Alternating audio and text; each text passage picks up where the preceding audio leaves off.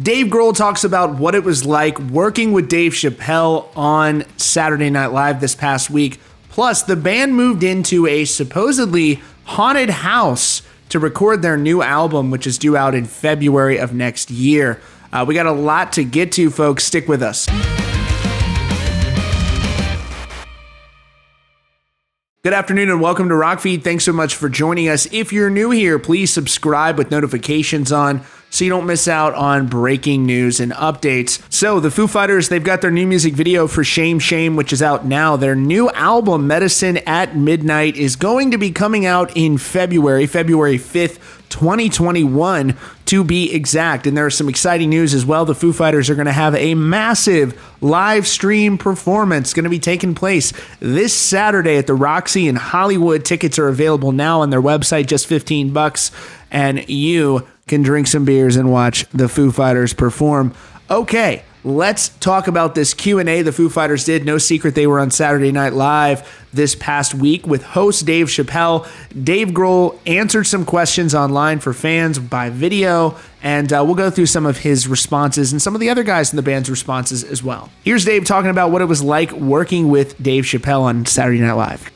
Being on SNL with Dave Chappelle was the most fun I've ever had doing that show. Because he lives in Ohio, I was born in Ohio. He grew up in DC. I grew up in DC. We both love DC go-go music. And he's, obviously is the most brilliant, funny, kind human being. We had a blast. So it was a dream come true. The guy is a badass. All right, so they asked, what was the hardest part of making the album? Probably when Sugarfish was late. I just did. No, it was easy. It was fun. It was collegial, productive, and jamming. So yeah. They asked, Chris, what guitar were you playing during times like these on Saturday Night Live? Hey, what guitar was I playing during times like these on SNL?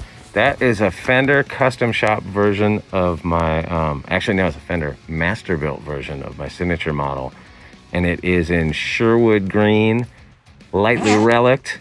That was Taylor Hawkins providing the soundtrack for this little video clip.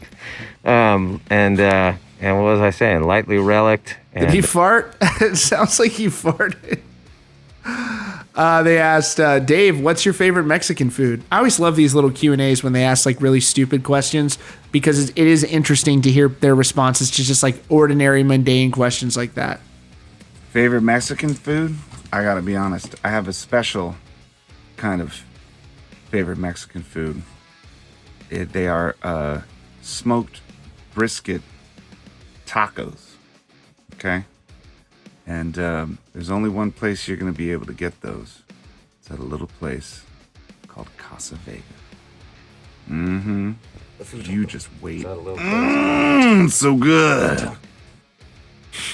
Favorite Okay, they asked, Rami, did you get your accordion out on this record? Wow. There's no accordion. Dang it. To fear on this record, but there's lots of fun little keyboard. All right, so they asked, what can we expect on this album? This is a good question because Shame Shame, not my favorite Foo Fighters song, and I don't mean it's a bad song. It's just a little different from my taste, and I know a lot of people that do like it, but they did say there are some big rock bangers on this album, so fear not. Taylor, what can we expect in the new record? I mean, you can expect some serious surprises. It's true. Like the new song Shame Shame is very different than a lot of the other songs. There's a big rock song called Making a Fire. There's a big rock song called No Son of Mine. There's a huge acoustic sort of live gigantic finale song, Waiting on a War. Stadium rocker. There's some big ones on there, man. Love it. It's true. Sweet. Are there any guests on the record like with Concrete and Gold? To which Dave responds. There aren't many guests on this new record. It's just the band, except for Omar Hakim, one of the greatest drummers of all time. He's one of our heroes and good friends. He played percussion on most of the record. You might know him from David Bowie's Let's Dance record. You might know him from Sting. Dream of the Blue Turtle. Dream of the Blue Turtles. He's a legend. And here's the story from Dave Grohl about the ghost that they faced at the house they recorded in. So instead of using our studio or another kind of normal studio, we decided to move into this old house that's here in the San Fernando Valley. When we got to the house, everything felt fine. And then things started getting weird. Like instruments would be detuned overnight and the console would be reset. And we had no idea. So we actually set up a camera to see if someone was coming in to mess with us. And we found some pretty weird stuff. Dave Grohl was asked, how does this album feel compared to the other albums? So the hardest part about releasing the album right now is that we can't do shows. Because usually after we've finished making a record, we go out and we do a bunch of interviews and stuff like that. And then we do a bunch of shows to all of our lovely people that we see every time we go on tour. We can't do that right now. That's the weirdest and hardest part. But we decided, since everyone's at home just hanging out, you need the music. So it's coming out in February. It's a ways off. I don't know exactly if they're releasing this album when everyone's going to be in seclusion. We'll see. Hey Taylor, what's the best drum beat on the album in your opinion? What is my favorite drum beat on the record? Probably Shame, because I only had to play it for like a minute, and then we just looped it round and round. What are you talking about? There's no loops on this record. What are you doing? What? Round and round and round. So modern. I got to leave early that day. What song was the most fun to record on the album? My favorite song to record on the record. Excuse me, guys. My favorite song to record on the record was Chasing Birds because there's so much mellow electric piano on it. I bet you're going to enjoy it too. They said, what's the first thing you do after you play a show?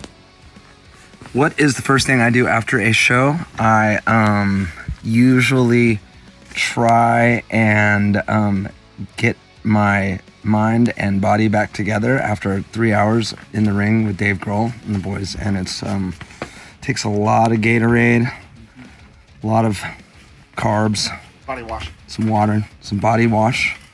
Then we all like to get in the shower together and just kind of go over the gig as a team kind of thing. I love it. They're so funny.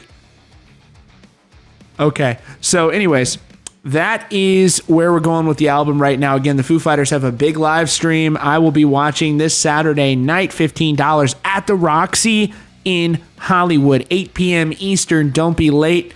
And you can also pay extra, apparently, and this is not a joke. I can show you right here on the screen, and get a beer's eye view. They're going to put a camera in one of Dave Grohl's beers, and you can watch the show through one of his beers. Very cool. Medicine at Midnight coming out February 5th, 2021, folks. All right, that is all for now.